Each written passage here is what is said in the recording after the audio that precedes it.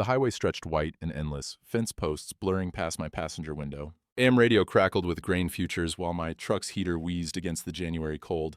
I could see my breath inside the cab. The brass compass sat wrapped in cloth on the seat beside me, my grandfather's surveying tool, the one that mapped our property lines back in 1947. I'd planned to give it to Claire for her birthday, show her how 3 generations of Brennans had walked those same borders. I turned onto the gravel drive toward my farm, expecting empty fields and silence. Instead, there was a white van parked near my fence line. A man in an orange safety vest stood measuring my property with a laser, clipboard in hand. I pulled up beside him, engine idling, confusion turning to something harder in my chest. "Excuse me, this is private property." He smiled, professional and unbothered. "I have authorization, sir." He showed me his clipboard. The document header read, Voss Development LLC's property assessment. My name was typed at the top, a signature at the bottom, one I didn't recognize as mine. But I recognized the authorization signature underneath. Claire Brennan Voss, my daughter. "Your daughter hired us 2 weeks ago," the surveyor said. That's when I saw the second signature at the bottom, my son-in-law's. I didn't call ahead. Just turned the truck around and drove the 3 hours to Lincoln, the surveyor's document on the seat where the compass had been. The roads were clear, but the sky hung low and gray, promising snow. My hands gripped the wheel, tighter than necessary. Claire and Derek's house sat in a new subdivision, all vinyl siding and 2-car garages, the kind of neighborhood where every mailbox matched. I pulled into their driveway behind Claire's SUV. The engine ticked as it cooled. Through the kitchen window, I could see movement. I knocked. Claire answered, flour on her hands, surprise crossing her face. "Dad, what are you? We weren't expecting you." "I know." I stepped inside without waiting for invitation. The house smelled of vanilla and something baking, too warm after the truck. "We need to talk." I laid the surveyor's document on their kitchen table, right next to a stand mixer and measuring cups. Claire stared at it, her face going carefully blank. "Who authorized this?" I asked. "I can explain. Your signature is on this, and Derek's, authorizing a property assessment on my farm." Dad, it's not what you think." She wiped her hands on a towel, flour dusting off. "We were just what? Having my land surveyed without asking me?" Footsteps on the stairs. Derek appeared, tie loosened, sleeves rolled up. His smile was easy, practiced. "Walt, good to see you. Claire said you might have stopped by." "Did she?" I kept my eyes on the document. "Want to explain why your company is measuring my fence lines?" Derek pulled out a chair, sat like we were having a casual conversation. "It's just preliminary work, getting appraisals. We're looking at refinancing some of your equity, my equity, to help you maximize the property value. With land prices up, you're sitting on significant assets. We thought we could help you access that capital, maybe make some improvements, update the equipment. I never asked to refinance anything." The words hung there. Claire's hands twisted the towel. Derek's smile didn't waver, but something shifted behind his eyes. "Dad, we were going to talk to you about it," Claire said softly. "Derek's been helping me understand the financials, and with everything you've been dealing with since Mom, don't." The word came out harder than I meant. "Don't use your mother to justify this." "Walt, we're family," Derek said. His voice stayed level, reasonable. "We're trying to help. You've been on your own for 2 years now, managing 400 acres. That's a lot for anyone. We thought if we could free up some capital, maybe hire some help, take some of the burden off." I didn't ask for help. "I know, but sometimes family steps in anyway." He leaned back and I heard the chair creak. "Look, maybe there was a communication breakdown. We should have brought you in earlier, but everything we're doing is in your interest. Nothing happens without your signature." I looked at Claire. She wouldn't meet my eyes. "I'm going home," I said, "and I'm calling my attorney." "Dad, please." But I was already out the door, the cold air hitting my face like a slap. The drive back felt longer. Snow started falling, small flakes that caught in the headlights. My mind kept turning over Derek's words. "Nothing happens without your signature." But I'd signed no authorization for surveys, no refinancing documents. Had I? The grief after Maggie died had been a fog. Whole weeks I barely remembered. People brought casseroles I didn't eat. Papers appeared on my kitchen table. Sympathy cards, medical bills, insurance forms. I'd signed things without reading them, too tired to focus. But a property survey? Back at the farm, I went straight to my office. The room still smelled faintly of Maggie's lavender sachets tucked in the desk drawers. I pulled open the filing cabinet, dug through folders until I found the one labeled Brennan Farm Trust, 2023. Inside were bank documents, loan applications, trust amendments, all with signatures at the bottom that looked like mine, slanted right, the way I always made it. but I didn't remember signing any of them. My hands started shaking. I laid the papers out on the desk, next to the brass compass I'd meant to give Claire. The compass gleamed dull in the lamplight, its needle steady and sure, while everything else tilted wrong. The dates on the documents ran from June through November. Regular intervals, like someone had been methodical about it. I picked up the earliest one, a trust amendment dated June 14th, 2023. My stomach dropped. June 14th was the day before Maggie's memorial service. I had been at the funeral home that morning, choosing photos for the slideshow. That afternoon, I'd sat in our bedroom, holding her favorite sweater, unable to move. That evening, Tom Hedrick had brought soup I couldn't eat. I picked up another document, June 15th. The day of the funeral itself. The dates blurred, my vision went hot and tight. I set the papers down carefully before my shaking hands crumpled them. There was a coffee ring on one corner, faint, brown, the kind Claire left when she was nervous, setting her cup down without thinking. When did I sign this? I thought, staring at signatures I didn't remember making, dated on days I could barely remember surviving. Monday morning, I drove to the bank in town. The parking lot was half empty, salt crunching under my boots as I walked to the entrance. Inside smelled like coffee and carpet cleaner, too bright after the gray morning outside. The manager, Rita Chen, had handled our accounts for 15 years. She smiled when she saw me, but it faltered when I didn't smile back. Walt, what can I help you with? I need to see my account activity, all of it, going back to June. Something flickered across her face. Of course, come to my office. We sat across her desk while she typed, the keyboard clicking soft and steady. Through the window behind her, I could see the hardware store across the street, its sign creaking in the wind. Here we are, she said, turning the monitor toward me. Your primary checking, savings, and the farm operating account. I scanned the numbers. Normal transactions mostly, utilities, fuel, seed suppliers. Then I saw it, July 18th. A note in the access column, secondary authorization added, Claire Brennan Voss. What's this mean, secondary authorization? Rita's fingers hesitated over the keyboard. That means your daughter was added as an authorized co-owner on the accounts. She can make transactions, transfers, view all activity. I didn't authorize that. It was done via power of attorney, filed here in July. She pulled up another screen. Would you like me to print the documentation? Yes. The printer whirred. Rita handed me 3 pages, still warm, the ink sharp smelling. The first page was a standard bank form. The second was a power of attorney document, legal language dense and formal. My eyes went to the signature line. There it was, my name, in handwriting that looked almost right. The W looped correctly. The tail on the R had the same flourish. But something about the pressure was off, the slant too careful, and the date, June 15th, 2023. This date, I said, my voice coming from somewhere far away. Are you sure about this date? Rita leaned forward, concerned now. That's what was filed, yes. Is there a problem? June 15th was my wife's memorial service. I was in a church pew, not a bank. I didn't sign this. The office went very quiet. The heating vent hummed. Someone laughed in the lobby, a sound that didn't belong. Walt, if you're saying you didn't authorize this, I'm saying I couldn't have. Check your security footage. Check your records. I wasn't here. Her face went careful, professional. I'll need to escalate this to our fraud department. But Walt, if the notary confirmed your identity... What notary? I never saw a notary. And she pointed to a stamp on the second page. Notary seal, signature, commission number. The notary's name was someone I'd never heard of. Rita stood. Let me get my supervisor. Don't go anywhere. But I was already standing, the papers crumpling in my fist. My chest felt tight, the walls felt too close. I made it to the truck before I called Derek. My breath fogged the windshield as the phone rang. Once, twice. He answered on the third. Walt, everything okay? I just came from the bank. A pause. Okay. On power of attorney, June 15th. That was Maggie's funeral, Derek. I'm right. I know it's been hard. I wasn't at any bank that day. I didn't sign anything. His voice stayed calm, maddeningly calm. Walt, I understand you're upset, but we went through all this together. You, me, and Claire. You said you wanted to make sure Claire could help manage things if you needed it. After Maggie, you weren't yourself.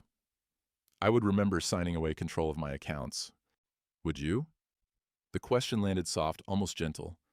Because Claire and I have been worried. You've seemed forgetful, repeating yourself. We thought it was grief, and maybe it is, but Walt, these are legal documents with your signature. If you don't remember signing them, the implication hung there, cold and clear. Are you saying I'm losing my mind? I'm saying grief does things to people. Mom's death hit you hard. Nobody would blame you for having some confusion during that time, but the documents are legal. Everything was properly notarized. If you're having memory issues, maybe we should talk to your doctor, get you evaluated. There's nothing wrong with my memory. Then you remember signing the power of attorney. You remember asking Claire to help with the accounts. You remember the conversations we had about protecting the farm's future. I didn't. God help me. I didn't remember any of it. I want everything reversed, I said. Claire's name off my accounts. All of it. Walt, we're trying to help you. The farm is a lot to manage alone. We thought if Claire had access, she could. I didn't ask for help. I didn't sign those papers. And I'm getting a lawyer. Derek's voice changed, just a degree. Still calm, but something underneath now, something harder. If you want to involve attorneys, that's your right.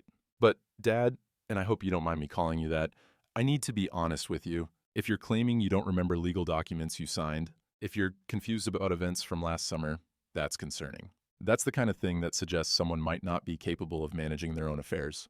And if it comes to that, if we have to go to court to prove you signed these documents legally, well, the evidence might not reflect well on your current state of mind. The words were careful, professional, each one landing like a stone dropped in still water, the ripples spreading. You're threatening me. I'm trying to protect you and protect Claire's inheritance. Your farm is her future too, Walt. Don't let pride or confusion put that at risk. He hung up before I could respond. I sat in the truck, engine off, cold seeping through the doors. My hands were shaking, not from anger now, from something worse. That's when I realized he was building a narrative. Old man, grieving widow, confused about what he signed, when he signed it. Memory problems, needs help managing his affairs, and I'd walked right into it by admitting I didn't remember, by showing confusion, by reacting exactly the way someone with dementia might react when confronted with documents they didn't recall signing. The bank window reflected gray sky and bare trees. Inside, Rita was probably already on the phone with her supervisor. Walt Brennan came in, very confused, claiming he didn't sign documents with his own signature. Seemed agitated, possibly disoriented. Derek had been planning this. And I'd just given him exactly what he needed. I didn't sleep that night. Just sat at the kitchen table, with the documents spread out, comparing signatures until my eyes burned. The furnace kicked on and off, radiator clanking. Outside, wind rattled the windows. By morning, I knew what I needed. The county courthouse sat on Main Street, red brick and white columns, built in 1923 according to the cornerstone. I'd been here 100 times over the years. Property taxes, permits, the occasional small claims case.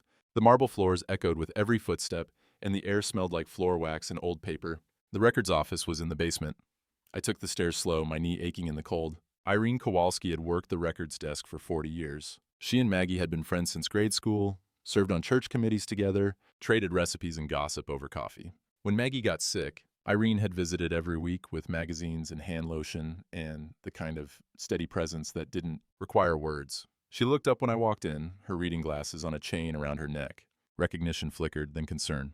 Walt, honey, what are you doing down here? Need to look at some property filings. Power of attorney documents from last summer. Her expression sharpened. She'd been a clerk too long not to hear the weight in those words. Come around back. I followed her to her desk, tucked in the corner near the file cabinets.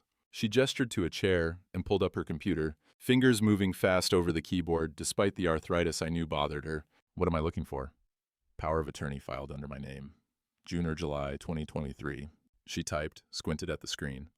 Here, filed July 2nd, recorded July 5th. Says it was executed June 15th. She paused. Walt, that was Maggie's memorial. I know. She was quiet for a moment. The radiator hissed in the corner. Somewhere upstairs, a door slammed. Can I see it? I asked. She printed the document, handed it over. Same handwriting, same date. But now I could see something I'd missed at the bank. The filing method. Electronic submission. No in-person appearance required. No notary present during recording. This signature, Irene said slowly, pulling the page closer.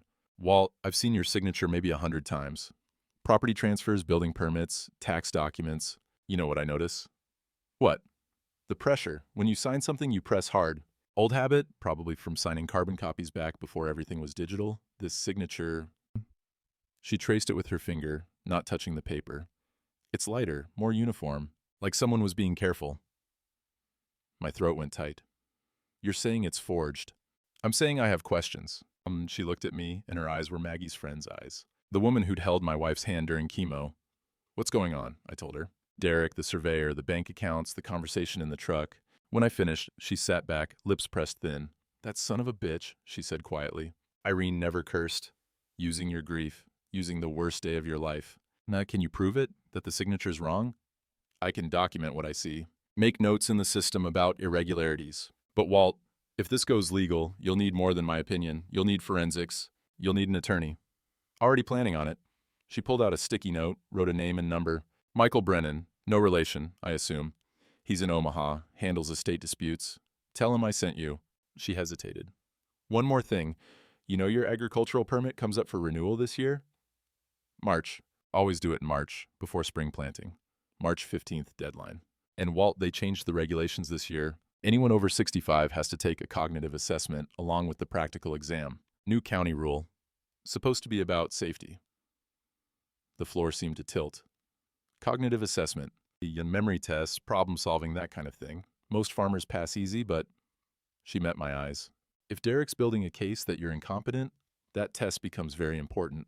You pass, you've got documented proof of competency. You fail, or you don't take it. He can use it against me. In court, evidence matters. Official documentation matters. A county-issued permit that requires cognitive screening? That's gold for either side. She squeezed my hand, her skin papery and warm. So you make sure you pass. Understand? I nodded. My voice didn't seem to work. Maggie would want you to fight this, Irene said. She'd be furious if she knew what they were doing. As outside, I stood on the courthouse steps, the cold wind sharp against my face. The sky was low and gray, snow coming. Across the street, the hardware store had its Valentine's decorations up already. Hearts in the window, looking absurd against the winter dead trees. I called the attorney from my truck.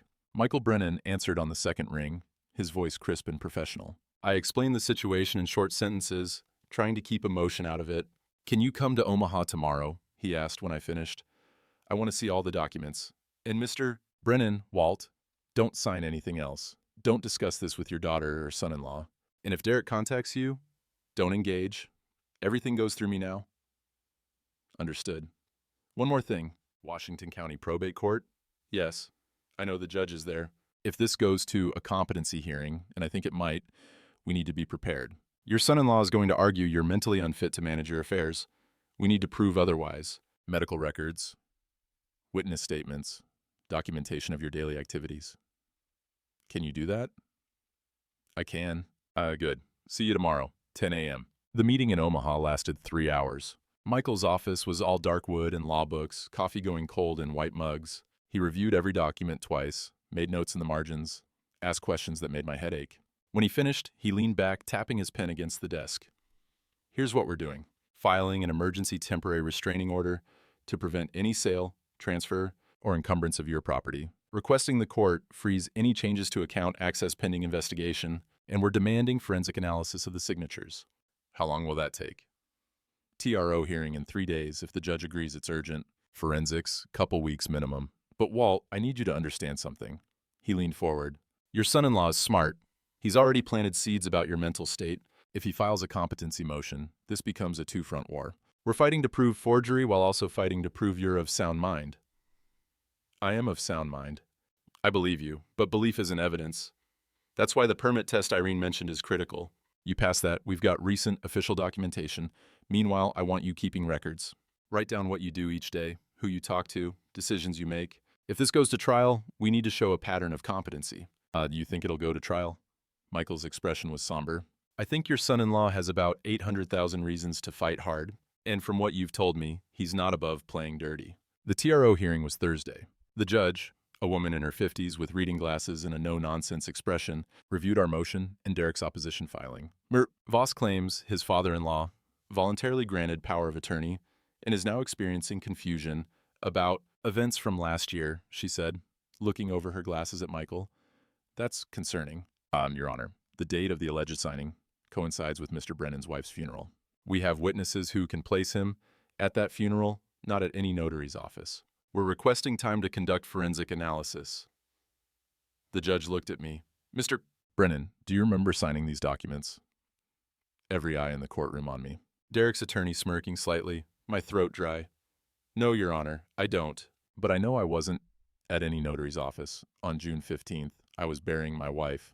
Something flickered across her face. She looked at the documents again.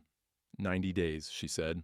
Temporary restraining order granted. No changes to property title or account access pending further hearing. Forensic analysis to be completed within 60 days. Next hearing, April 20th. The gavel came down. Michael squeezed my shoulder. We'd won. Small, temporary, but won. Outside the courthouse, snow was falling, fat flakes that melted on the warm hood of my truck. Michael walked me to the parking lot, his breath fogging in the cold. "This gives us time," he said. "Use it well. Get your permit renewed. Document everything. And Walt," he hesitated, "if they file a competency challenge, this TRO disappears. You understand? The court won't let someone it considers mentally unfit control property this valuable. We can't let that happen."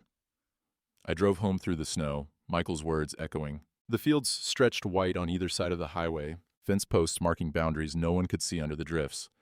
90 days. Spring planting started in 90 days. And somewhere, Derek was already planning his next move. The call came on a Tuesday morning, 10 days after the TRO hearing. I was in the barn greasing the planter when my phone rang, Michael's number lighting up the screen. "Walt, we have a problem." I set down the grease gun, wiped my hands on a rag. The barn smelled like diesel and old hay, cold air seeping through the siding gaps. "What kind of problem?" "Derek filed a counter motion last night. Emergency petition for guardianship. He's claiming you're suffering from early onset dementia, that you're a danger to yourself and the property, and that you need immediate court-appointed oversight." The words didn't make sense at first. Just sounds in the cold air. Guardianship. He's attached medical documentation, notes from your family physician about memory lapses, confusion, emotional instability following your wife's death. "Walt, did you discuss memory issues with Dr. Harrison, my doctor? The one I'd seen twice after Maggie died because I couldn't sleep, couldn't eat, kept forgetting to take my blood pressure medication. I told him I was having trouble focusing, that I'd forget what day it was sometimes. He said it was normal grief. Derek's presenting it as evidence of cognitive decline. He's arguing that your inability to remember signing legal documents, your accusations of forgery, your paranoid behavior, his words, all indicate someone who's not mentally competent to manage a 400-acre farm and significant assets." The barn walls felt too close. My breath came short. He twisted it. He took me grieving my wife and turned it into, "I know, but Walt, there's more. The hearing is scheduled for next week, emergency proceedings. The judge is taking it seriously because of the property values involved and because Derek's arguing you're at risk of making dangerous decisions." "What happens if he wins?" Michael was quiet for a moment. The phone crackled with static.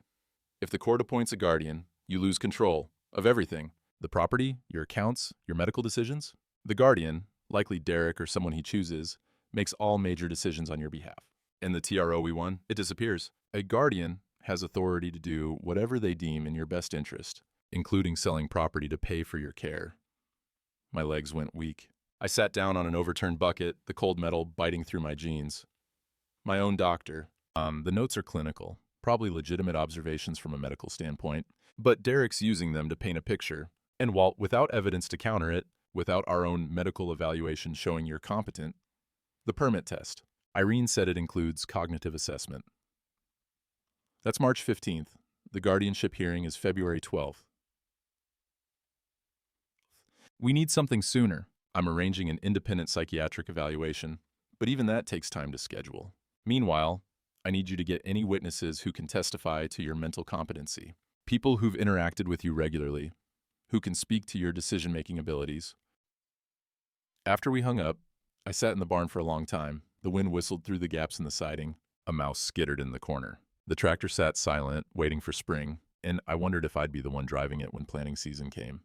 My own doctor, my own daughter. My son-in-law, who called me Dad, while filing paperwork to take everything I'd worked for. They were building a cage, and I could feel the walls closing in. Sunday, I went to church like I had every week for 60 years. The white clapboard building sat on the corner of Main and Oak, its steeple visible from the highway. I parked in my usual spot, gravel crunching under my boots as I walked to the entrance. The wind cut through my coat.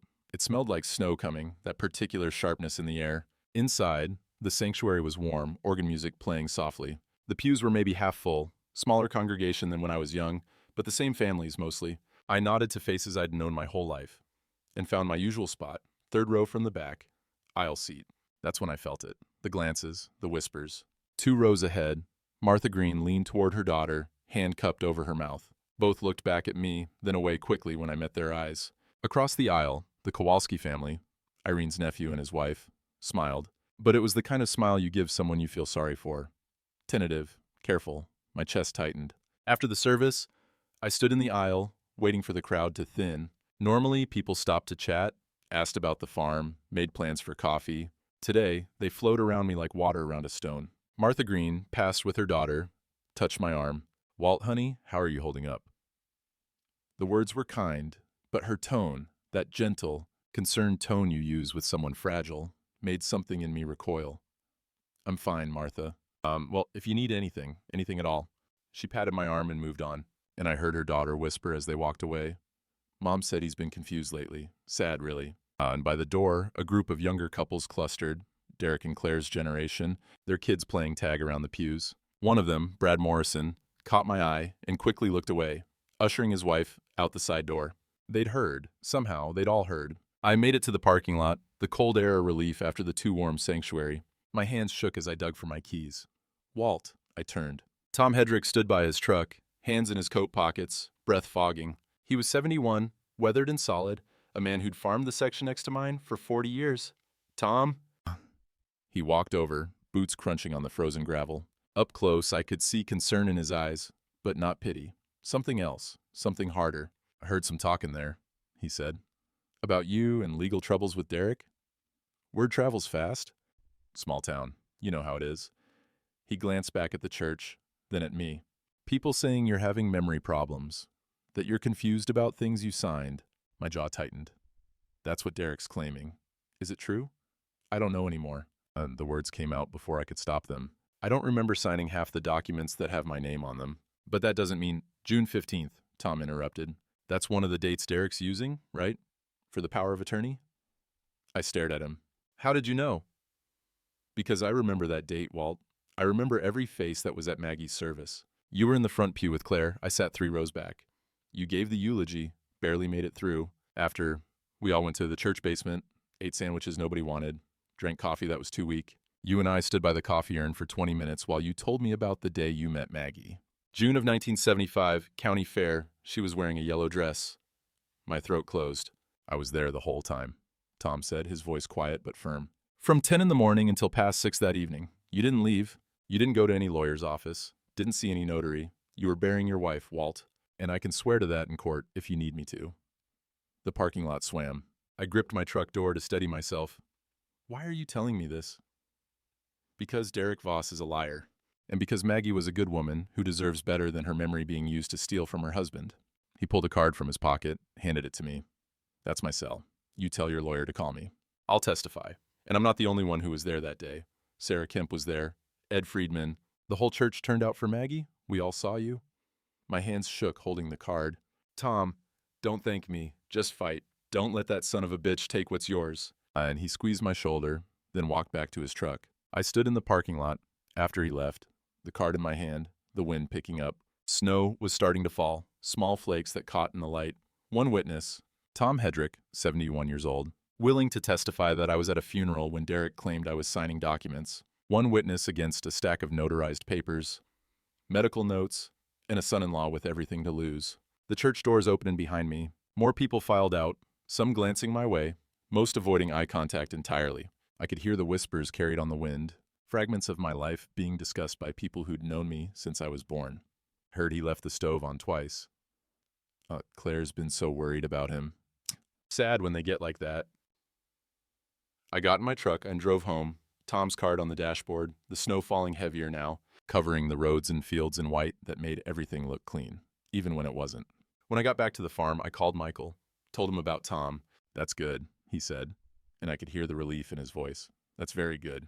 An alibi witness destroys the signature timeline. But Walt, one witness against their documentation, it helps, but it might not be enough. We still need that psychiatric evaluation. We still need to prove current competency, not just show you were coherent last June." "I know. The hearing is in 5 days. I'll depose Tom, get his statement on record. Meanwhile, keep documenting everything you do. Every decision, every conversation. We need to show the judge that right now, today, you're fully capable." That night, I couldn't sleep. Just lay in bed listening to the wind rattle the windows, the old house creaking. Maggie's side of the bed was cold, like it had been for 2 years, but somehow tonight it felt colder. I thought about the church, about Martha Green's pitying pat on the arm, about Brad Morrison, avoiding my eyes, about the whispers that followed me out the door. They believed Derek, or at least they had doubts, and doubt was all he needed. In the dark, my certainty wavered. The signatures on those documents looked like mine. The dates were real. What if I had signed them in the fog of grief and simply couldn't remember? What if Derek was right, and I was losing my mind so slowly I couldn't see it happening? The thought terrified me more than any lie. Derek could tell. I got up, went to my office, turned on the light. The brass compass sat on my desk where I'd left it, steady and true. I picked it up, felt the weight of it in my palm. My grandfather's hands had held this, my father's, mine. 3 generations of Brennans who'd walked these borders, measured these fields, made decisions about planting and harvest and the future. I wasn't crazy. I wasn't confused.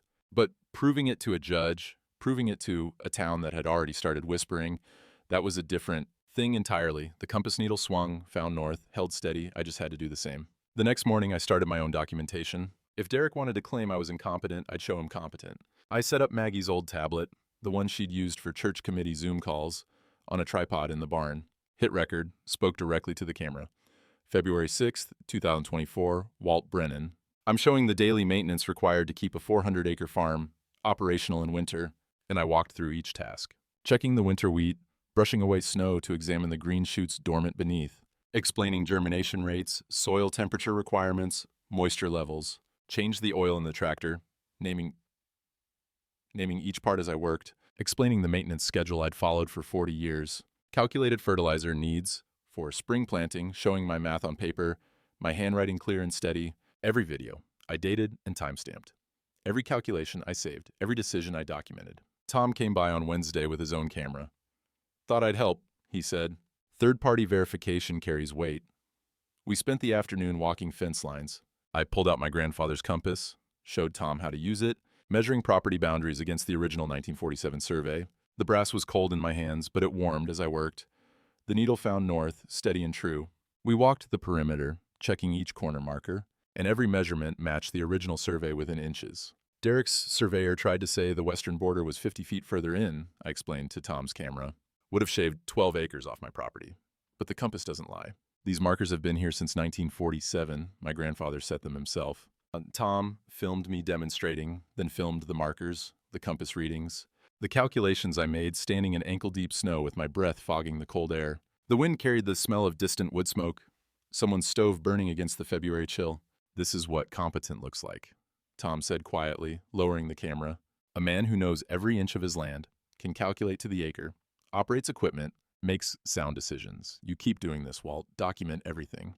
That evening, I reviewed the videos on the tablet, saw myself explaining complex agricultural concepts, performing mechanical repairs, doing math in my head that I'd been doing since I was 20. I looked old. My hands shook slightly, arthritis making the fine motor work harder than it used to be. But I didn't look confused. Didn't look incompetent. I looked like a farmer doing what farmers do. Michael called Thursday with an update.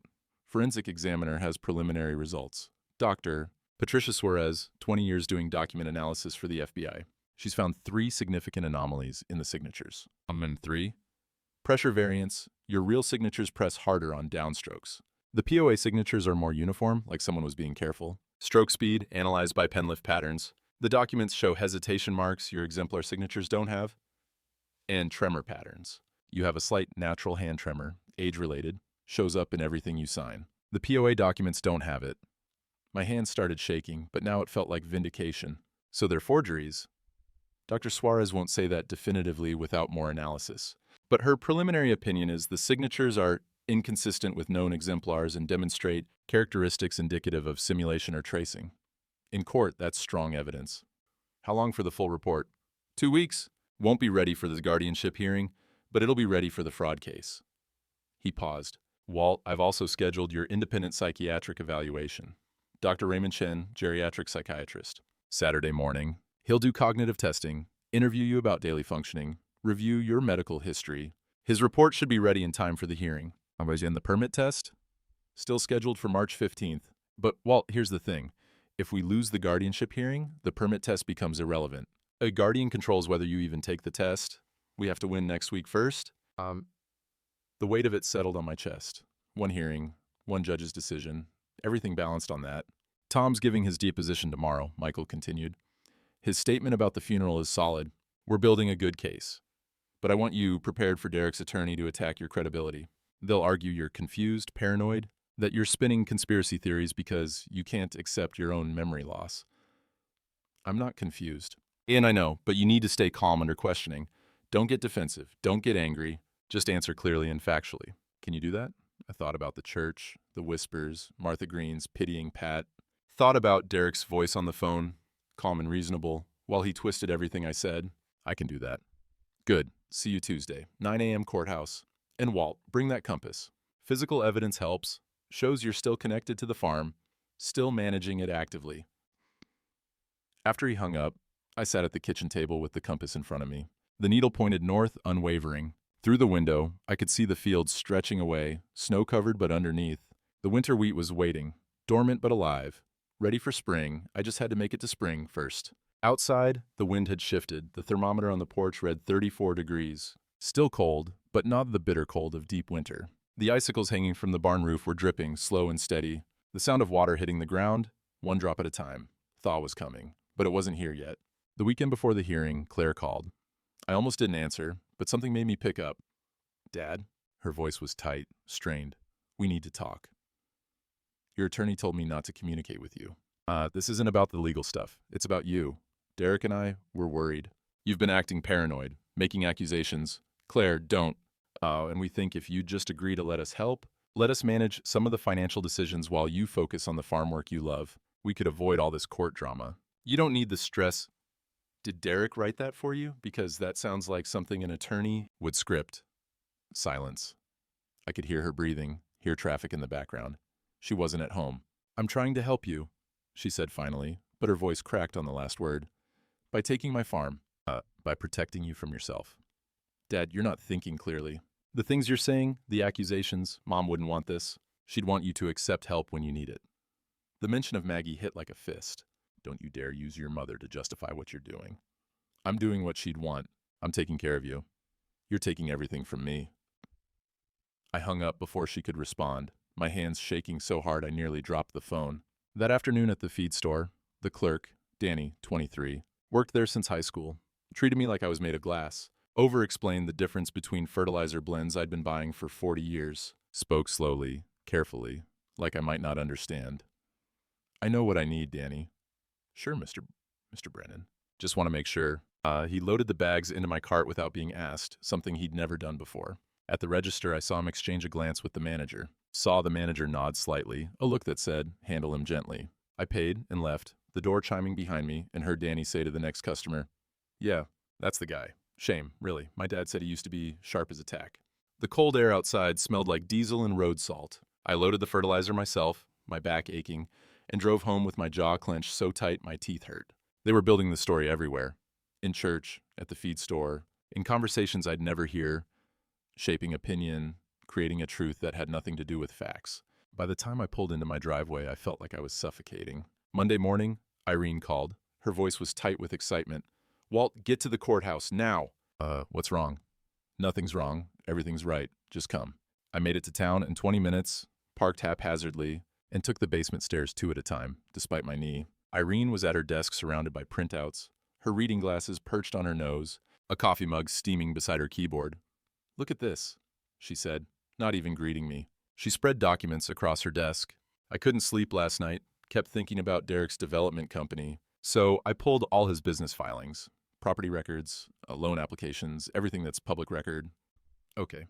His strip mall project, the one in Omaha that's failing. He took out an $840,000 construction loan 2 years ago. She tapped a paper. Application listed collateral.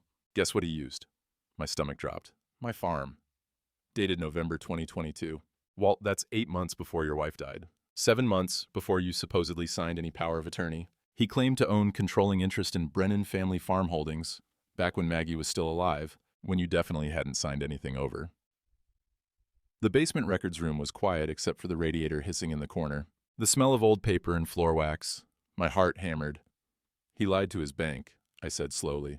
He defrauded his lender, listed assets he didn't have, couldn't possibly have had at that time.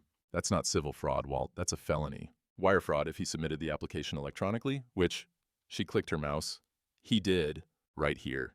Electronic filing, November 18th, 2022. I sank into the chair beside her desk. He was planning this before Maggie died. Looks that way. Probably thought with your wife sick, you'd be vulnerable. Maybe he'd get you to sign something, make it legitimate after the fact. But he jumped the gun, got greedy, told his bank he already had control of your property when he didn't. Does Michael know? I called him before I called you. He's contacting the county prosecutor right now. She leaned back, satisfaction crossing her face. Walt, this changes everything.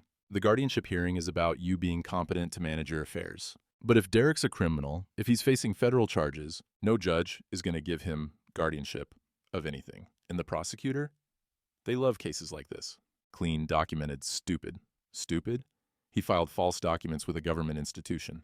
It's all on record. He can't claim it was a misunderstanding. Can't claim you signed something he forgot about. The dates don't lie. November 2022, you owned your farm free and clear. Derek put it on a loan application anyway. I picked up one of the documents, looked at the signature at the bottom. Derek Voss, signed with flourish and confidence, the date stamp clear, the lie permanent. He's going to prison, I said. Irene's expression softened slightly. Maybe, or maybe he pleads out, pays restitution, loses his business. Either way, he's done. And Walt, once this comes out in court tomorrow, once the judge knows Derek's under criminal investigation for fraud related to your property. She paused. Claire's going to have to make a choice. Stand by her husband, the criminal, or stand by her father. The thought of Claire made my chest ache. But Irene was right. This was bigger than guardianship now. This was Derek's entire scheme falling apart. Thank you, I said. My voice came out rough. Maggie would have done the same for my family. She squeezed my hand, her skin warm and papery. Now go call your attorney. Tomorrow's going to be a very interesting day in court. I walked out of the courthouse into cold sunshine. The snow was melting, rivulets running down the gutters, the sound of water constant now. The air smelled like wet concrete and distant thaw. My phone buzzed. Michael. Got Irene's findings. Prosecutor's very interested. I'm filing supplemental evidence today. Walt, Derek just went from plaintiff to criminal defendant. Everything changes now. Everything changes now. I stood on the courthouse steps, watching the town move around me. People who'd whispered, people who'd doubted. Tomorrow, they'd know the truth. Tomorrow, Derek would have to explain why he claimed to own property he'd never touched, while my wife was still alive, while I was still whole. The trap he'd built had a weakness, and we'd just found it. That evening, I sat on the porch with Tom, both of us in coats, despite the propane heater glowing orange beside us. The temperature had dropped again after the brief thaw, and a cold rain fell steady and gray, drumming on the metal roof, turning the driveway to mud. Michael wants to file the criminal complaint, I said. Wire fraud. The prosecutor's ready to move forward. But Tom, if they arrest Derek, Claire gets hurt. She's already choosing him over me. But this, a criminal case, prison time, that's different. That's her husband in handcuffs. That's public humiliation. That's her life destroyed. Tom was quiet for a moment, watching the rain. The air smelled like wet earth and distant smoke from someone's wood stove. What happens if you don't file? He asked. Civil case only. He loses the guardianship petition, probably. Loses access to my accounts. But he could walk away, start over somewhere else. Declare bankruptcy on the strip mall, move to another state. Claire goes with him. I never see her again, but at least she's not, my voice caught. At least I didn't put her husband in prison. And the lesson? What? Tom turned to look at me. Rain dripped from the porch overhang behind him. What's the lesson, Walt? If Derek steals, lies, forges documents, defrauds banks, and walks away with nothing worse than embarrassment, what does that teach? What does it teach your grandkids? When they're old enough to understand? I hadn't thought about grandkids. Claire didn't have children yet, but someday maybe. Kids who'd ask about their grandfather, about the farm, about what happened. It teaches them that family protects family, I said, even when they're wrong. No? Tom's voice was firm. It teaches them that if you're family, you can get away with anything. That love means letting people hurt you without consequences. That's not protection, Walt. That's enabling. The rain intensified, a curtain of gray between us and the fields. I could barely see the barn, just a dark shape through the downpour. She's my daughter, and he's a thief who used your wife's death to rob you. If you let that go unpunished, you're not protecting Claire, you're protecting him, and you're teaching her that what he did was forgivable. My throat tightened. I don't want to lose her. You already lost her. Tom's words were gentle but unsparing. She chose him the day she signed that authorization. She chose him every day she lied to you after. Filing criminal charges doesn't change that. It just makes sure he pays for what he did. We sat in silence, the rain hammering down. My coffee had gone cold in my hands, the mug slick with condensation. Maggie would want you to fight, Tom said finally. Not for revenge, for truth, for the farm, for making sure this kind of thing doesn't happen to the next person Derek decides to steal from. He was right. I knew he was right. But knowing didn't make it easier. I called Michael that night. Filed a criminal complaint, all of it. His relief was audible. I'll contact the prosecutor first thing tomorrow morning. The hearing's at 9. By the time we walk into that courtroom, Derek will know he's under criminal investigation. Good. Saturday morning, I drove to the county AG office for the cognitive assessment. The building was a squat brick structure that smelled like burnt coffee and photocopier toner. The examiner, a woman in her 40s named Sandra, walked me through the process with brisk efficiency. Memory tests, pattern recognition, problem-solving exercises, practical farming knowledge, calculate seed requirements for 200 acres at 17 pounds per acre, account for 10% waste. Simple. I finished in 43 minutes. Sandra scored the test while I waited, the fluorescent lights humming overhead. 97%, she said, sliding the certificate across the desk. Top tier for any age group, Mr. Brennan.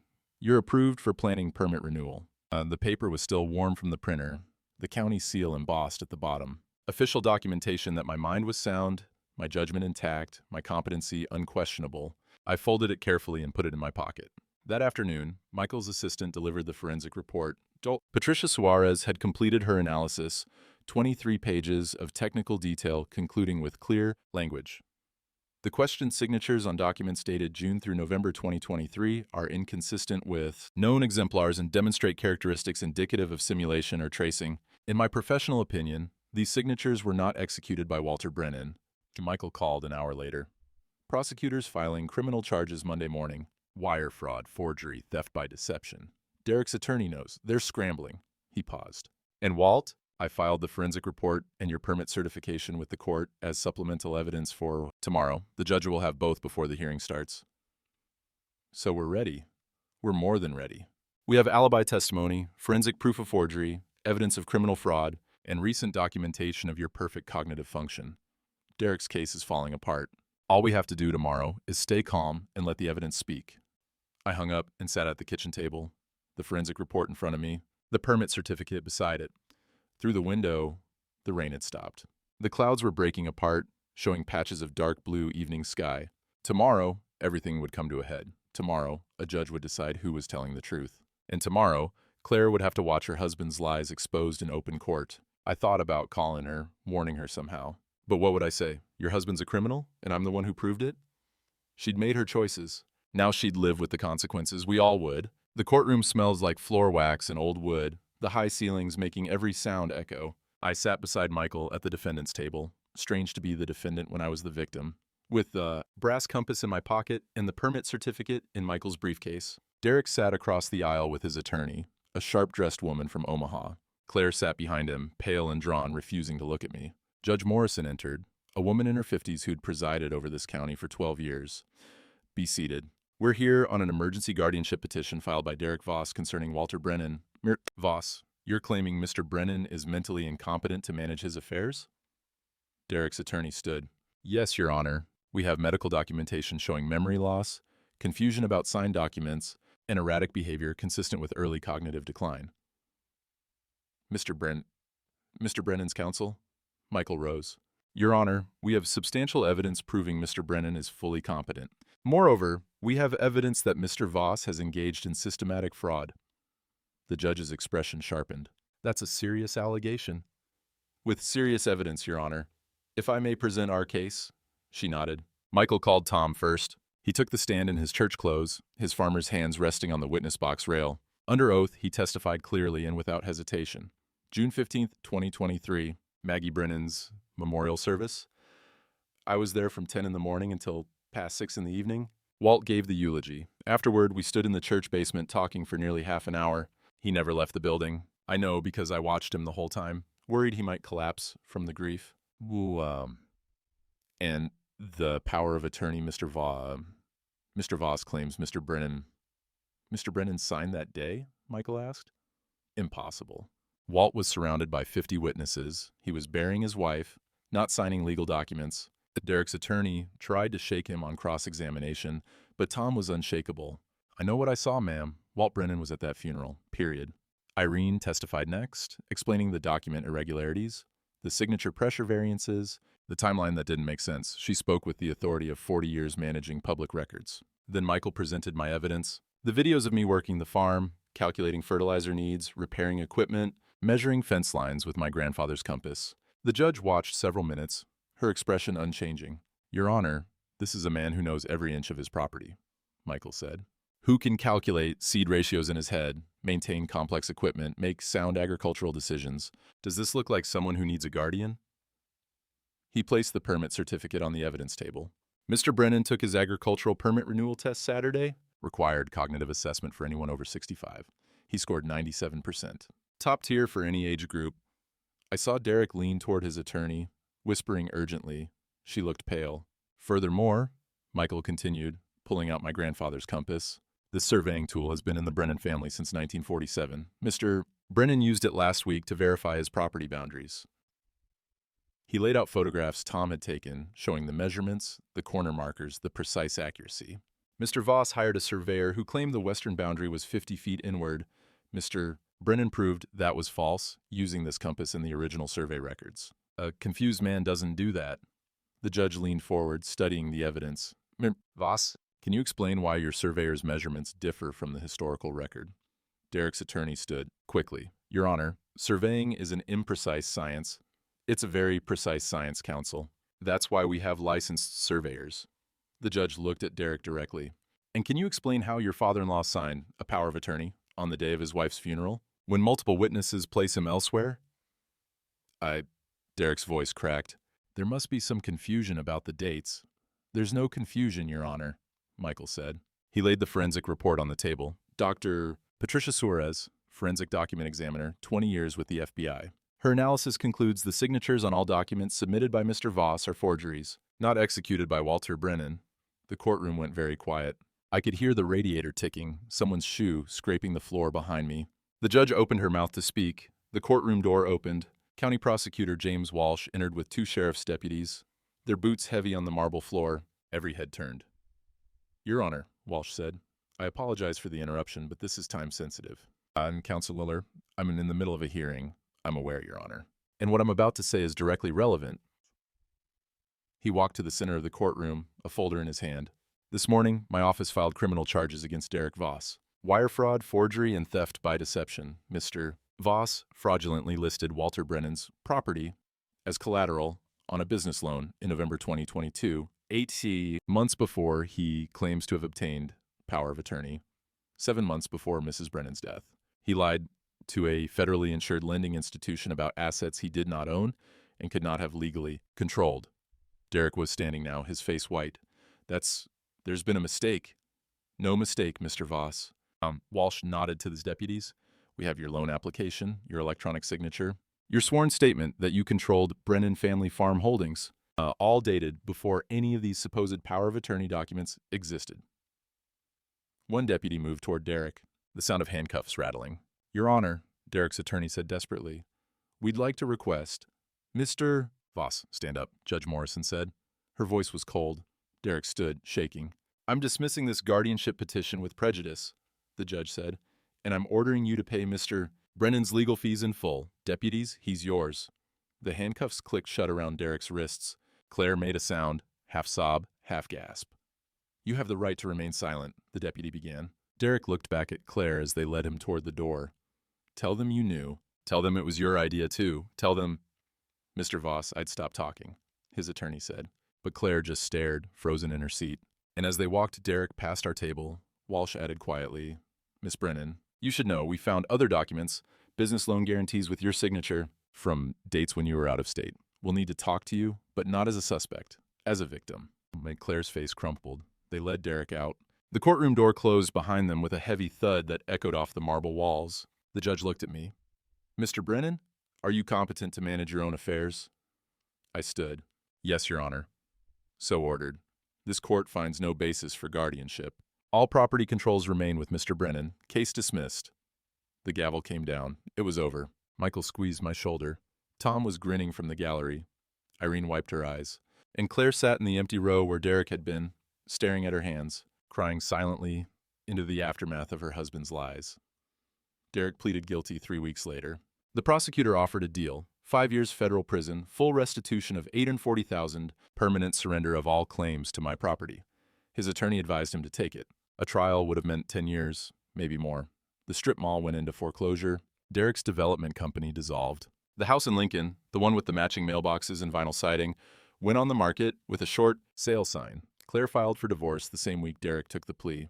I heard about it from Irene, who heard it from the court clerk. Claire didn't call me, didn't come to the farm.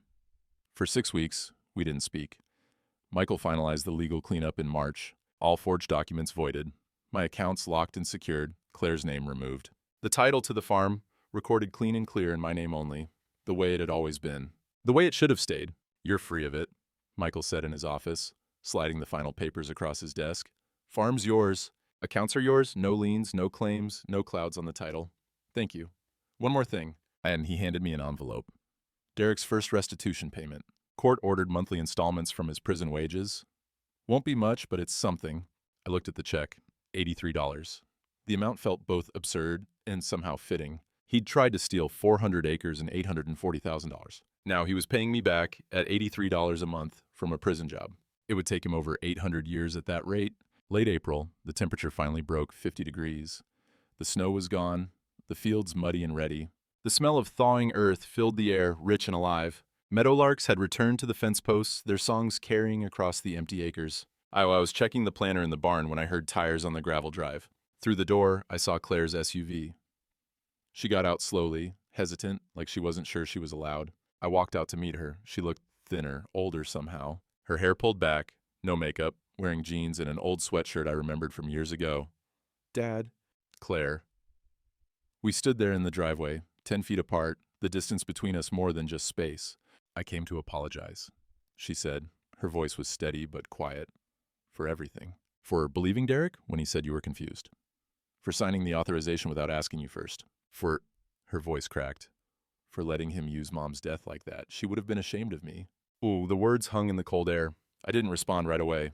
Just looked at my daughter, trying to see past the woman who'd betrayed me to the girl who used to help me plant, who'd ride in the tractor cab asking 1,000 questions about seeds and soil. He forged your signature too, I said finally. The prosecutor told me. You didn't know he was doing that? I knew something was wrong. I didn't want to see it. He was my husband. I thought I had to choose. Tears now sliding down her face. I chose wrong, and I lost you because of it. You didn't lose me. She looked up, surprised.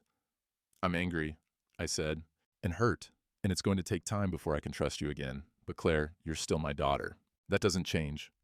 She sobbed once, hand over her mouth. I need help with spring planting, I said, the words coming slow but sure. If you're willing, if you want to learn, I want to. I walked to the truck, reached in, and pulled out my grandfather's compass. The brass was warm from sitting in the sun. I held it out to her. Your great-grandfather used this to survey these borders in 1947. Your grandfather used it. I used it. Now you need to learn. Claire took it with shaking hands, cradling it like something precious. Dad, I don't deserve... You don't, I agreed. But that's not how family works. You learn, you make mistakes, you try to do better. Your mother knew that. Now you're going to learn it too. We walked the fence line together, the compass guiding us. I showed her how to read it, how to cite the markers, how to verify the boundaries that 3 generations of Brennans had maintained. The mud sucked at our boots. The wind carried the smell of distant rain, clouds building on the horizon. Spring planting starts Monday, I said, when we'd completed the circuit. Be here at dawn, dress warm, and Claire, yes? Don't make me regret this. She met my eyes. I won't. That evening, watching her drive away, I felt something shift. Not forgiveness, not yet, but maybe the possibility of it. The first green shoots of something that might, with time and work and careful tending, grow into something worth keeping. The sun was setting, painting the fields gold and amber. Tomorrow I'd finish the planter maintenance.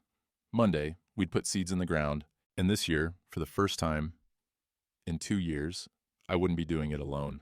The compass sat on the porch rail, its needle finding north, steady and true, the same way it had for 77 years. The same way it would for 77 more, if I had anything to say about it. Some things you inherit, some things you fight for, and some things you plant hoping they'll grow. Monday morning came cold and clear, the sky that deep blue you only get in early May. I fired up the tractor at first light, the diesel engine coughing twice before settling into its familiar rumble. The sound carried across the fields, steady as a heartbeat. Claire arrived as the sun broke the horizon, driving her truck across the muddy field road. Tom came behind her, and two other neighbors I'd known 40 years. Nobody had organized it. They just came, the way farmers do when there's work that matters. We planted the east section first. I drove the tractor pulling the drill, Claire in the grain truck keeping pace, learning the rhythm. The seed bags tore open with a sound like paper ripping, and the kernels caught the morning light, golden and full of promise. The earth smelled like it always did in spring, mineral-rich and alive, that deep loam scent that meant fertile ground. Earthworms surfaced in the fresh furrows. A red-tailed hawk circled overhead, riding the thermals. By noon, we'd covered 80 acres. We stopped for coffee from thermoses, standing in the field while the wind moved across the turned soil.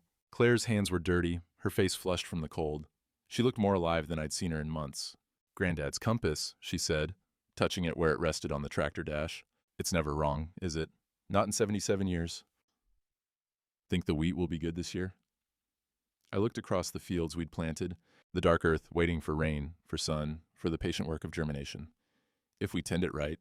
By sunset, we'd finished 200 acres. The rest would take the week, but the start was made. I climbed down from the tractor, my back aching, my hands stiff from gripping the wheel, but it was good pain, earned pain. The meadowlarks sang from the fence posts, welcoming the dusk. The radio weatherman promised rain overnight, perfect for the seeds we'd planted. Claire stood at the field's edge, looking back at the straight furrows stretching toward the horizon. "Thanks for giving me another chance, Dad." "Just don't waste it," I said. We drove home as darkness fell, the compass secure in my pocket, the fields behind us holding the future we'd planted together. Some things break, some things heal, and some things, if you're patient and the season's right, grow into something worth the waiting. The winter was over, spring had come,